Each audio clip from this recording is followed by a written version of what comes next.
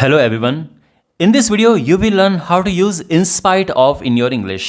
तो बहुत सारे एग्जाम्पल्स के साथ में आप इसका मीनिंग सीखेंगे. So let's start. In spite of का मतलब होता है के बावजूद. के बावजूद आपने सेंटेंसेस ऐसे देखे होंगे.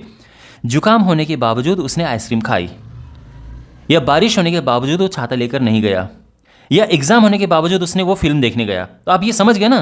इस तरह से हम जो सेंटेंस कहते हैं इनमें इन स्पाइट ऑफ यूज़ होता है.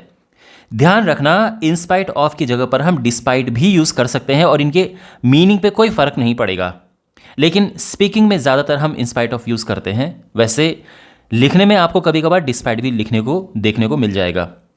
अब एक इम्पॉर्टेंट बात यह है कि इन स्पाइट ऑफ या डिस्पाइट के बाद या तो नाउन यूज़ होगा, और अगर वर्ब यूज़ होगा तो उसमें आईएनजी फॉर्म ज़रूर लगेगी.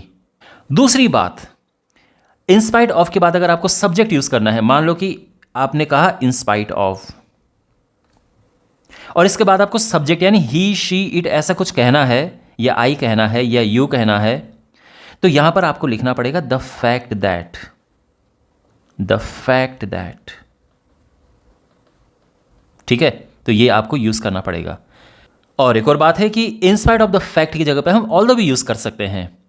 वैसे इस वीडियो में हम इन स्पाइट ऑफ पढ़ रहे हैं तो उसी का यूज होगा, ऑल्दो फिर किसी और वीडियो में देखेंगे.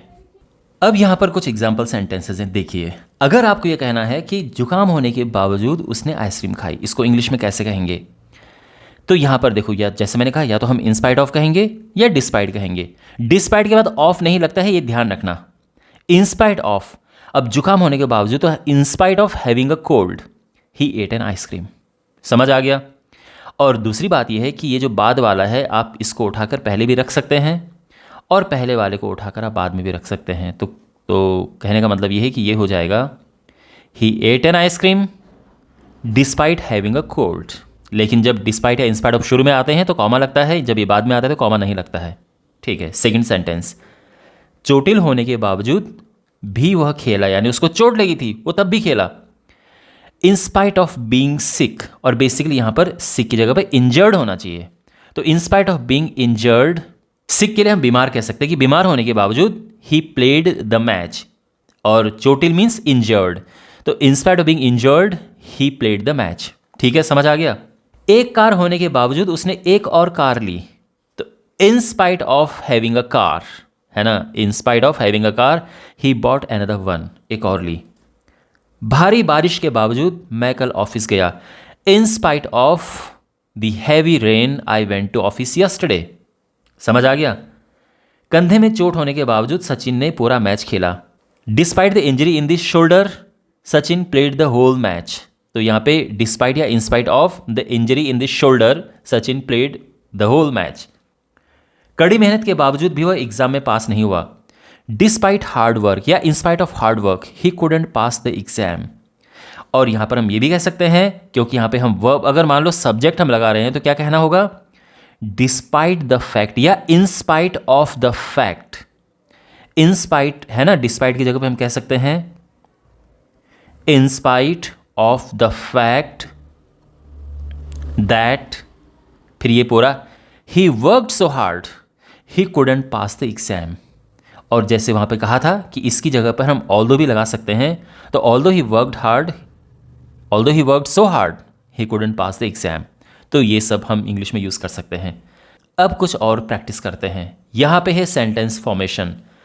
तो यहाँ से आपको डिस्पाइट या इंस्पाइट ऑफ का यूज़ करना और भी बेटर वे में आप यूज़ करेंगे इसको, और भी ज़्यादा बेटर ये आपका हो जाएगा. He was sick he had an ice cream. समझ गए ना, वो बीमार था, उसने एक आइसक्रीम खाया. अब इनको कंबाइन करना है तो क्या होगा? Despite being sick he had an ice cream. तो बेसिकली तरीका क्या है? ही वॉज की जगह पर हमने रख दिया है डिस्पाइट बीइंग. यहां पे वर्ब है वॉज, तो वॉज की जगह पे बीइंग आ गया है. अगर प्ले होता तो प्लेइंग आ जाता, ईट होता तो ईटिंग आ जाता. ठीक है, इस तरह से. और डिस्पाइट की जगह पर हम क्या यूज कर सकते हैं इसकी जगह पे? इन स्पाइट ऑफ, ये आप जानते हैं. तो despite being sick he had an ice cream. Amit talked politely, Amit talked politely the boss scolded him. तो यहां पर क्या होगा देखो, इन स्पाइट ऑफ, अब टॉक्ड है तो ये टॉकिंग आ जाएगा, और बाकी एज इट इज़ आप उतार दो। So in spite of talking politely the boss scolded him.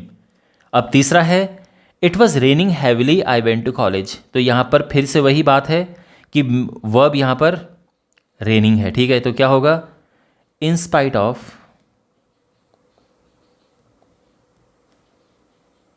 Raining heavily या हैवी रेन, दोनों यहाँ पर सही हैं।